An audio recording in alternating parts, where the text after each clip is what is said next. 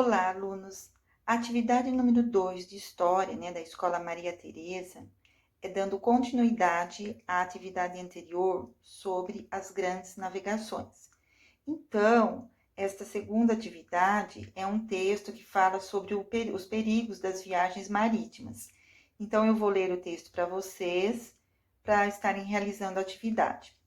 Leia o texto abaixo com atenção antes de realizar as atividades propostas. Texto: Os perigos das viagens marítimas.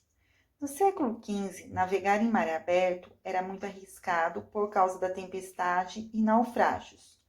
Muitos acreditavam que a terra era plana como uma bandeja e que as embarcações cairiam no abismo quando atingisse a borda dessa bandeja.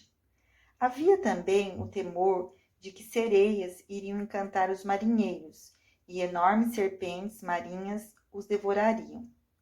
Os marinheiros contavam com alguns instrumentos de navegação, como o astrolábio e a bússola, que tinham sido inventados milhares de anos antes e foram aperfeiçoados pelos portugueses.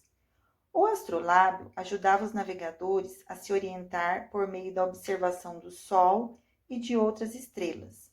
A bússola é capaz de informar aos navegadores em que direção eles estão navegando. Um avanço tecnológico da época foi a caravela, ágil, veloz e grande o suficiente para carregar a tripulação e os alimentos para viagens que podiam durar meses. A vida a bordo das caravelas era bastante difícil. Tudo o que os navegadores comiam era carne temperada com cebola, vinagre e azeite. A água para beber era racionada.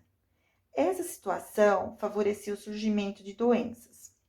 Então, foi um texto, que foi elaborado, pela professora para o estudo, sobre as grandes navegações. E eu gostaria que vocês utilizassem um dicionário, que algumas palavras que a professora leu aqui no texto, acredito que não seja do conhecimento de vocês. Então, utilizem o dicionário.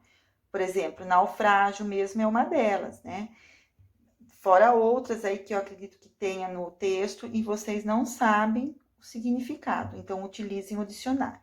Depois, abaixo, refletindo sobre o texto e o vídeo, que vocês viram, na atividade anterior, vamos lá. Letra A. Escreva como era a crença das pessoas durante o século XV sobre navegar em mar aberto. Então, vocês vão refletir, sobre o texto e o vídeo que vocês assistiram e vão colocar a resposta aqui embaixo. Letra B. Quais eram os instrumentos de navegação utilizados pelos marinheiros e qual a função de cada um? Então, aqui na letra B, nós teremos duas respostas. Uma, perguntando quais eram os instrumentos de navegação, e a outra, qual a função de cada um, ok?